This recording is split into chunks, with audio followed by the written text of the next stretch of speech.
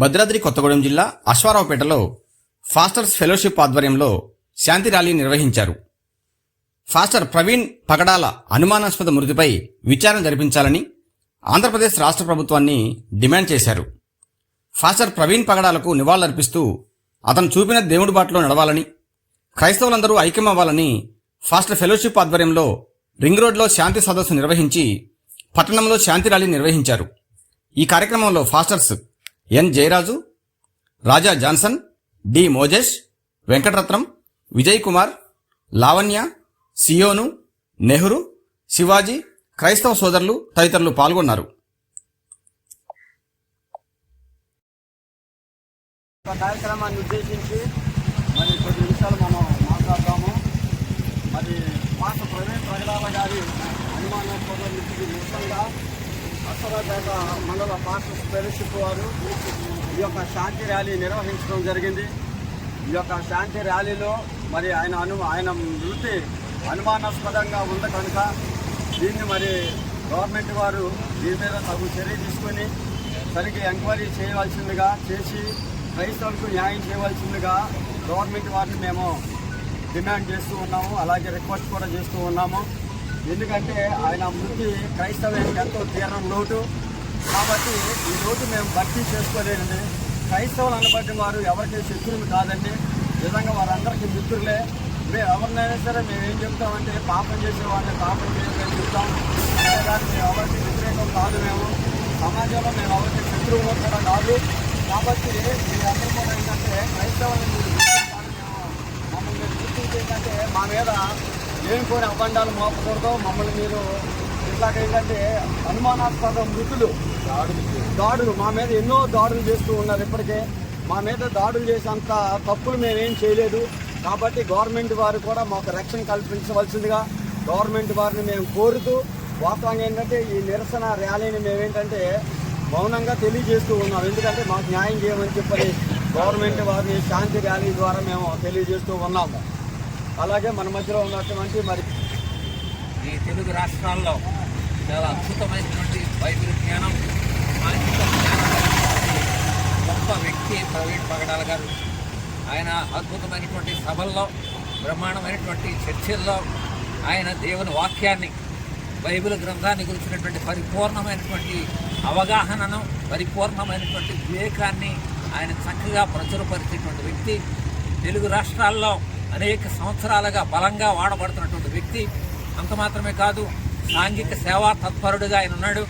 ఎంతోమంది 10 మంది అనాథ బిడ్డలను ఆయన పోషిస్తున్నాడు. అంత మాత్రమే కాకుండా నిర్వహిస్తూ అనేక మందికి ఉపాధి కల్పించేవాడుగా ఆయన ఉన్నాడు. అలాగే 10 మంది అనాథ బిడ్డలను పోషిస్తూ ఉన్నాడు. అంత మాత్రమే కాకుండా ఎంతోమందికి వైద్య సదుపాయాలు, అలాగే విద్యా జ్ఞాన రంగంలో ఆయన అనేక మందికి సహకారుడైనటువంటి వ్యక్తిగా ప్రవీణ్ పగడాల గారు ఉన్నారు.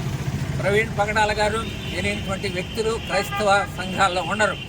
అలాంటి వ్యక్తి ఈ రోజున అనుమానాస్పదమైనటువంటి స్థితిలో మరణించడం అనేది క్రైస్తవ సంఘాలన్నిటికీ, క్రైస్తవులైనటువంటి మాకందరికీ కూడా ఎంతో బాధను, వేదన కలిగిస్తుంది. ఒక ప్రాముఖ్యమైనటువంటి వ్యక్తిని, క్రైస్తవ్యం తరపున బలంగా నిలబడగలిగినటువంటి వ్యక్తిని ఇవాళ మేము పోగొట్టుకున్నామనేటువంటి బాధ, వేదన మా అందరి హృదయాల్లో ఉంది.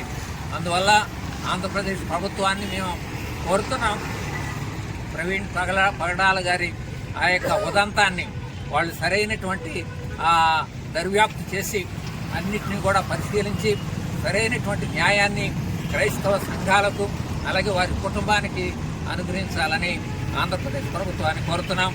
అలాగే క్రైస్తవులైన మనందరం కూడా ఆ కుటుంబం కొరకు ప్రత్యేకంగా ప్రార్థన చేద్దాం. ఆ బిడ్డలు, 2 బిడ్డలు, ఒక బిడ్డను, ఒక కుమార్తెను దత్తత తీసుకున్నారు. 3 బిడ్డలు, ఆ 3 బిడ్డలు వారి సంరక్షణలో ఉన్నటువంటి 10 మంది అనాథ బిడ్డలు, ఆ కుటుంబం అంతటినీ కూడా దేవుడు ఆశీర్వదించాలని ఆ కుటుంబం కొరకు ప్రార్థన చేద్దాం. ఈ ప్రగాఢ సానుభూతిని, సంతాపాన్ని ఈ ప్రవీణ్ పగడాల గారి తరఫున మనందరం కూడా ఈరోజు వ్యక్తం చేస్తామన్నాం. Thank you. వారి యొక్క వృత్తాన్ని, వారి యొక్క మరణాన్ని జ్ఞాపం చేసుకుని మన అశ్వారావుపేట మండలం అంతా క్రైస్తవుల సమూహంగా, సేవకులు అందరం కలిసి స్త్రీలుగా మనం ఈరోజు మన అశ్వారావుపేటలో ఈ రింగ్ రోడ్లో డాక్టర్ బిఆర్ అంబేద్కర్ యొక్క విగ్రహం దగ్గర నిరసన చేస్తూ శాంతి ప్రదర్శనగా కొద్ది దూరం వెళ్ళి వారికి జరిగిన అన్యాయం అని అనొద్దని అంటున్నారు. మరి అనుమానాస్పదంగా మరి ఆయన మృతి మా అందరికీ చాలా బాధాకరంగా ఉంది. చాలా గొప్ప వేత్త దైవజనుడు. తర్వాత ఆయనకి చాలా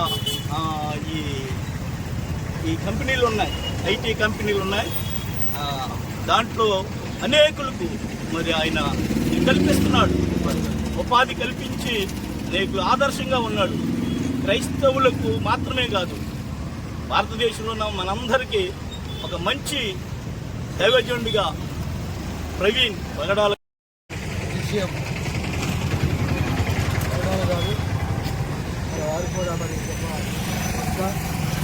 శాఖలు బోధకులు నిజంగా వారు 3 రోజుల క్రితం అనుమాన స్థితిలో చనిపోయినట్లుగా చాలామంది ఊహిస్తున్నారు.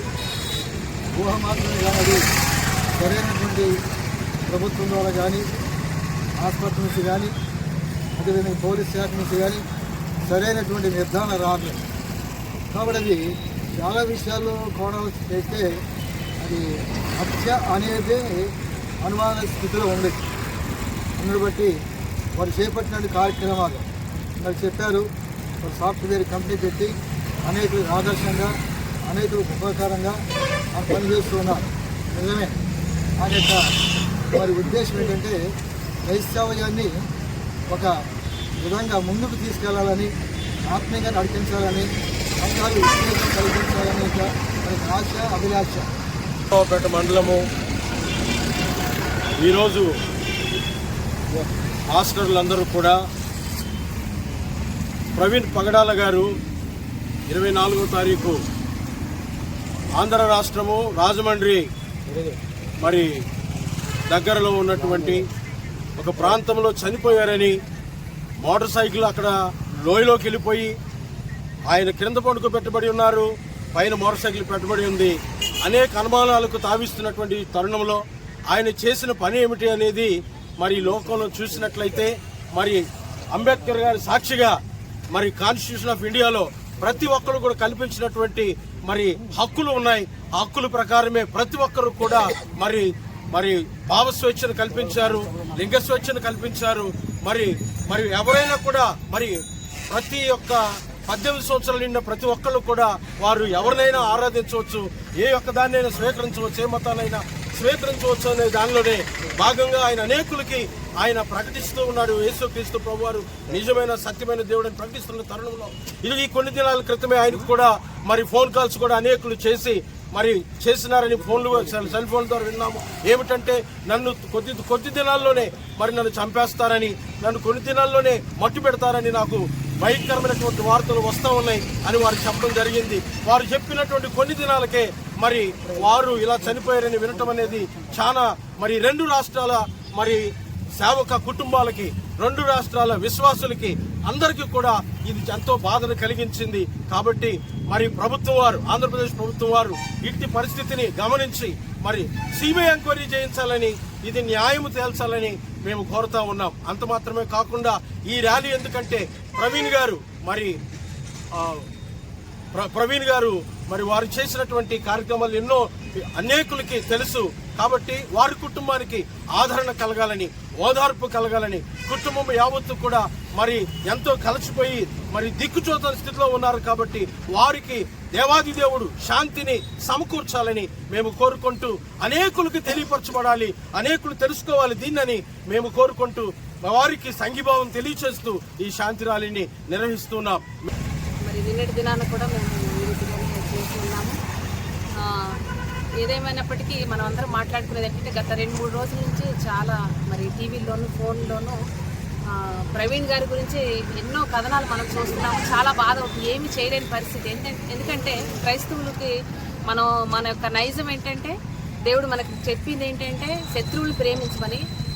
దాన్ని బట్టి మనం కనీసం ఎక్కడ కూడా ఏ అల్లర్లు, ఏ అలజడులు కూడా ఎక్కడ జరగలేదు, శాంతియుతంగా చేస్తున్నాం. ఈ రోజున ఈ రోజు సాయంత్రం కూడా మనం శాంతి ర్యాలీ చేస్తున్నామంటే కేవలం ఏంటంటే ఒక సంఘీభావాన్ని తెలపడం కోసమే. ఈ సంఘీభావం తెలపడం అంటే దీనివల్ల మీరు మరోలా అనుకోకండి, దీనివల్ల ఉపయోగం ఉన్నదా లేదన్నా ఒకసారి మనం పరీక్షిస్తున్నాం. మనం చేసాం, ఒక పని చేసామంటే దానికి ఒక ఉపయోగం ఉంటే బాగుంటుంది అనుకోండి. నేను అనేది ఏంటంటే ఇప్పుడు ఈరోజు ప్రవీణ్ గారు చనిపోయారు.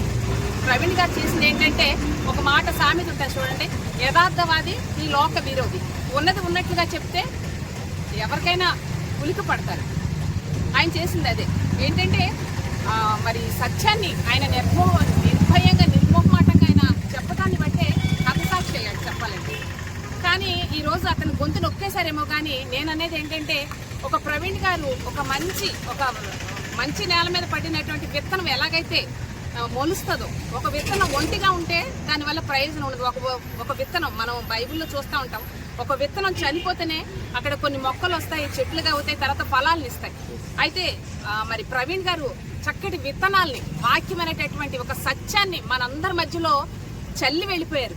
దీన్ని మనం పోషించాల్సిన బాధ్యత క్రైస్తవులుగా, తర్వాత పాస్టర్లందరికీ కూడా మనకు ముఖ్య బాధ్యత ఉంది. ఏంటంటే ఇంతవరకు ఏదో ఒక ర్యాలీ తీసేసినంత మాత్రాన దీనివల్ల ప్రయోజనం ఉంటుందని నేను అనుకుంటలేదు. ఎందుకంటే దీనివల్ల అశ్వారావుపేటలో మేము కూడా చేసామనే ఒక కౌంట్కి తప్పితే దీనివల్ల ఉపయోగం అయితే ఏమి ఉండదు. కానీ నేను అనేది ఏంటంటే సంఘాల్లో మనల్ని పురుగొల్పడానికి మనకి ఎన్నో అవకాశాలు ఉన్నాయి. మన వెనకాల నడిచే స్త్రీలు ఉన్నారు, పురుషులు ఉన్నారు, యూత్ ఉంటుంది, సండే స్కూల్ పిల్లలు ఉంటారు. మనం కూడా ప్రవీణ్ గారు ఏ విధంగా అయితే ఆ సత్యాన్ని బోధించి ఈరోజు నిన్నటి దినాన్ని మనం చూస్తే ఎంత మంది, కొన్ని వేల జన సంద్రం అనుకుంటున్నాం. ఎందుకంటే వాళ్ళు ఉట్లే రాలేదు, వాళ్ళు ఎందుకు వచ్చారంటే ఆ సత్యాన్ని గ్రహించారు కాబట్టి. నిజంగా ఈ లోకం అంతా ఒకసారి ఉలికి పడింది, ఏంటి ఇది, ఈ ప్రవీణ్ అనే అతను ఎవరని. ఆయన చనిపోయాడేమో, ఆయన గొంతు నొక్కేశారేమో, కానీ ఆయన వెళ్ళిపోతూ కొన్ని వందల, ప్రతి వీరికి ప్రతి ఊరికి కూడా ఒక ప్రవీణ్ లేవాలి అనేటటువంటి 1,00,000 మంది ప్రవీణ్ లేసేటటువంటి ఒక ప్రయోగాన్ని మన ముందు ఉంచి వెళ్ళారు. కాబట్టి నేను చెప్పేది ఏంటంటే పాస్టర్లుగా మనం చేస్తున్నాం కనుక మనం అందరం కూడా పురుగొల్పబడాలి. ఆ సత్యాన్ని ఆయన ఎలాగైతే నిర్భయంగా మరి సత్యము మనలోకి వచ్చినప్పుడు సర్వ సత్యములోకి మనం నడిపిస్తుంది. అంతేకాకుండా సత్యము మనల్ని స్వతంత్రులుగా చేస్తుంది. అంతేగాని మనకు దేనికో భయపడి, లేకపోతే లోకానికో, లేకపోతే డినామినేషన్కో భయపడి ఆ సత్యాన్ని మనం నొక్కేసుకోకుండా ప్రవీణ్ గారు ఏ విధంగా అయితే ఆ సత్యాన్ని మరి ప్రజలకి చాటి చెప్పారో, పురుగొల్పారో, అటు రీతిగా మనం కూడా మనకు బాధ్యతగా మన దేవుని వాక్యాన్ని సర్వసత్యములకు నడిపించడానికి, అంతేకాకుండా అనేకులు పురుగొల్పడానికి మనం కూడా అటు బాధ్యతను కలిగి మరి ప్రవీణ్ ప్రగడాల గారి యొక్క మరణాన్ని పురస్కరించుకొని యావత్ మంది క్రైస్తవులు అందరికి కూడా మతపరమైనటువంటి విద్వేషాల వల్ల అనుమానాస్పదమైనటువంటి మృతి కలిగిందని చెప్పేసి భావిస్తున్నాం.